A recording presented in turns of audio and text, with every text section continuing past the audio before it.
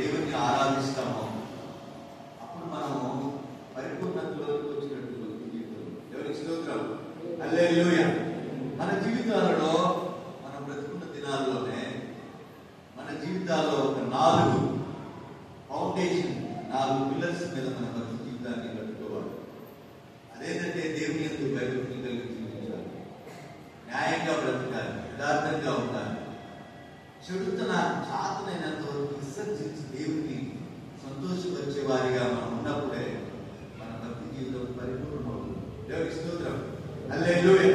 ఈ ఆధ్యాత్మిక యాత్రలు అనేకమైన శ్రమలు, శోధనలు, వేదనలు, అవమానాలు, ఇబ్బందులు అనేకమైన వస్తుంటాయి. అయినప్పటికీ వాటన్నింటిలో నుంచి మనం లేస్తూ మన ఆధ్యాత్మిక జీవితాన్ని కట్టుకుంటూ వెళ్తున్నట్లయితే మనం మరణించిన తర్వాత మనము పరలోకానికి వెళ్తాం. యేసు ప్రభు మనం ఈ లోకానికి వచ్చినందుకు అది ఆయన చేసిన త్యాగానికి ప్రతిఫలం, పరిశుద్ధ జీవితానికి ప్రతిఫలం నిత్య జీవం. ఆ నిత్య జీవాన్ని మనం అనుభవించగలడానికి దేవుడు మనకి ఇచ్చిన పరిపూర్ణమైన అవకాశం.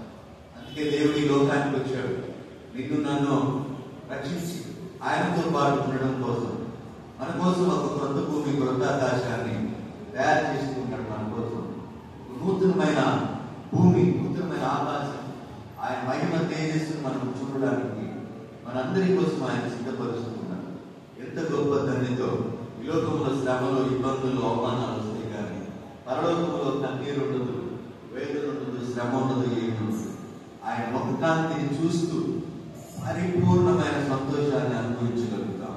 అలాంటి కృప మనందరికీ కలిగినందుకు దేవునికి స్తోత్రం. హల్లెలూయా.